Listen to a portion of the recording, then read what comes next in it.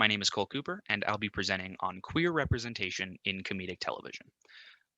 Since as early as the 1970s, queer people have been represented in comic television. Though that representation has only increased in recent years, more representation doesn't necessarily equal better quality representation. Comedy television, even those with recurring gay and gender nonconforming characters, can still portray queerness as a trait to be mocked. I took a look at a comedy show from the 1970s and two more relevant recent shows in order to illustrate this. Um, and in order to show you how each of these representations are done in a poor way, I analyzed some jokes from each show under the lenses of superiority theory and incongruity theory. Dan O'Shannon, who is a comedy television writer, in his book, What Are You Laughing At? A Comprehensive Guide to the Comedic Event, defines superiority theory and incongruity theory.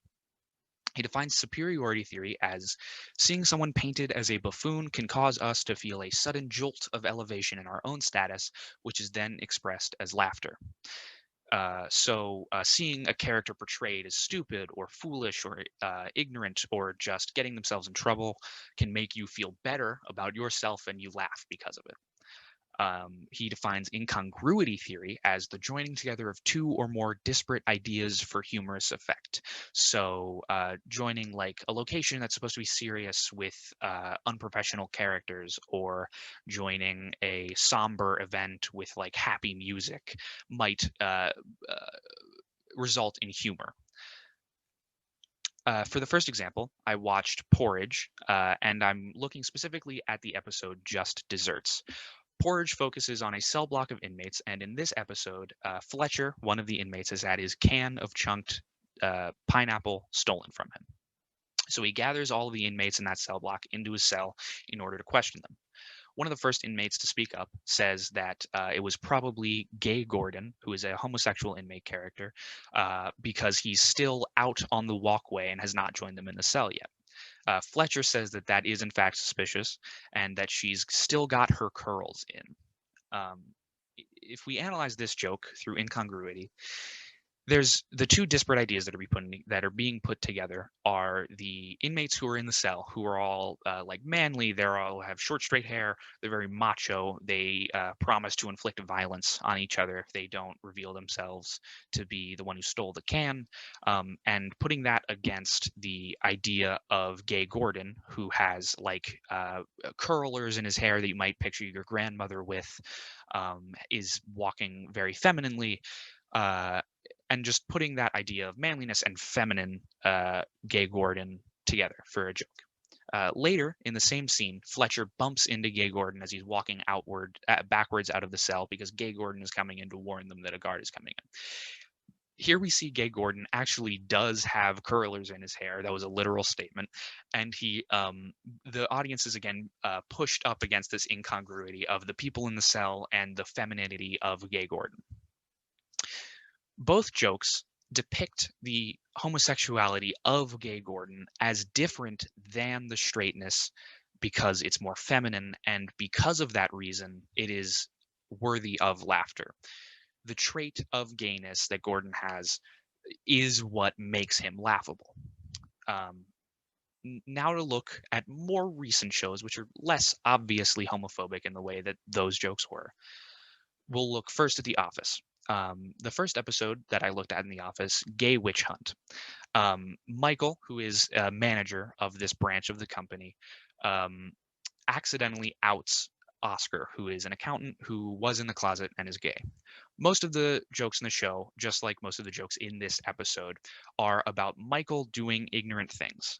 This is easily relevant under superiority theory because Michael does things that are ignorant or foolish or childish or unprofessional, and you laugh at him for doing these things. Later in the episode, this is where the problem comes in. Michael says, if I was gay, I would be the most flamboyant gay you've ever seen. I would be leading the parade covered in feathers and waving that rainbow flag. If we analyze this like the other jokes about Michael being ignorant under superiority theory, we'll see that Michael is again depicted as ignorant. He is shown to think about gay people in like this hyper flamboyant, very colorful and extremely obvious way. And we as the audience are supposed to see that and say, no, gay people aren't like that because look at Oscar. He's very, professionally serious. He's wearing a suit just like the rest of you. If we analyze that differently under incongruity theory, we see a disparate idea between that gay Michael that Michael is talking about and the straight Michael that we know and have seen. Um, Straight Michael is very professional. He's wearing a suit and tie, and gay Michael is very overly flamboyant and colorful and energetic, and depicted as unprofessional. Both ways that you look at it kind of paint the trait of gayness as inherently unprofessional.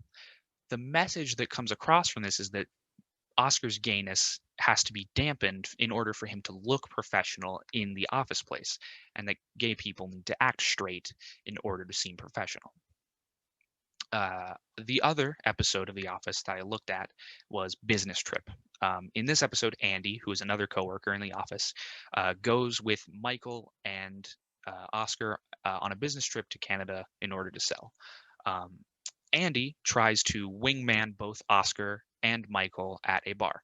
First, he hooks Michael up successfully. He introduces himself to a woman. Michael and the woman talk to each other, and the joke comes in when Michael does things that are ignorant or foolish. He says how you say radiant when they're in Canada and this woman speaks fluent English, and he doesn't really need to pretend that she speaks French. Um, Under superiority theory, it's very obvious that Michael is the object of laughter because he's doing things that are foolish, right? But when Andy tries to hook Oscar up, Andy is the one who's presented as foolish in this scenario. Andy approaches two men and makes a corny, how do you like them apples joke, and fails to hook up Oscar. Under superiority theory, again, we look at Andy and think, well, that was foolish of him to try in the first place. The way he went about it was foolish and bad, and the two men who he approached kind of treat him like he's doing something stupid. The audience looks at this and says, the thing with Michael was okay and was perfectly normal until Michael was the one who screwed it up. But Andy screwed it up initially. The hooking up act in the first place with Oscar and the men was inherently incorrect. There's a disparity then between Michael and Oscar here. And again, what this says to the audience is that Michael's try at straight sex in this scenario is fine and socially acceptable. They're in a bar, that's what they're going to do, and isn't funny until Michael does something dumb. But Andy, just in trying to get Oscar to hook up with these men, is worthy of laughter immediately. Uh, the way that this is written in both scenarios, in The Office, in Gay Witch Hunt, and in Business Trip, it shows that Oscar's gayness has to be suppressed in professional scenarios and just in public scenarios, like in the bar, in order for him to seem normal.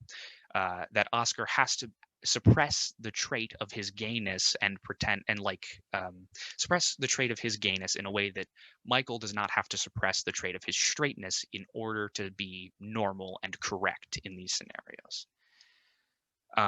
Looking in the same way at Modern Family, which is a show that looks at an extended family. One of the families that we look at is Mitchell and Cameron. Mitchell and Cameron are a gay couple in the extended family. And when we first are introduced to them, Mitchell is alone with their newly adopted daughter, Lily, on a plane ride back to their home. The other passengers in the plane start cooing over Lily, one eventually even saying, "You and your wife must be thrilled." But then immediately after, Cameron comes back in and says loudly, "Sorry, sorry, daddy needed snacks," flamboyantly. This is very easy to look at in incongruity theory. We have the supposed straightness that these people are assuming, and just like this normal, like calm interaction between them, just like this nice interaction between people congratulating him on becoming a father. But then when Cameron comes in, the tone changes and he is very openly gay, very flamboyant, speaks in a way that signifies that he is in fact the husband and is the father of this child, and there is no wife. This shows sort of the same thing that the Office joke showed, where Cameron's open gayness needs to be suppressed here. We as the audience are allowed to laugh here at Cameron being overly gay in this scenario. Whereas if this were a straight encounter and Cameron was in fact a woman and this was a wife, there would be no joke in the first place. So it shows to the audience that the gayness that Cameron portrays, the trait of his gayness, needs to be suppressed in order to have normal conversations, because otherwise he's worthy of laughter. Overall, homosexuality as a trait is shown to be worthy of laughter in all of these examples. In the example of Porridge, gay men are just different and therefore worthy of laughter. The more recent shows of The Office and Modern Family stay clear of presenting homosexuality as laughable wholesale, but still present outward presentation of one's homosexuality as bad. Though representation of homosexual relationships and queerness in general is important, the way comedy shows like The Office and Modern Family have done it are not appropriately representing queerness.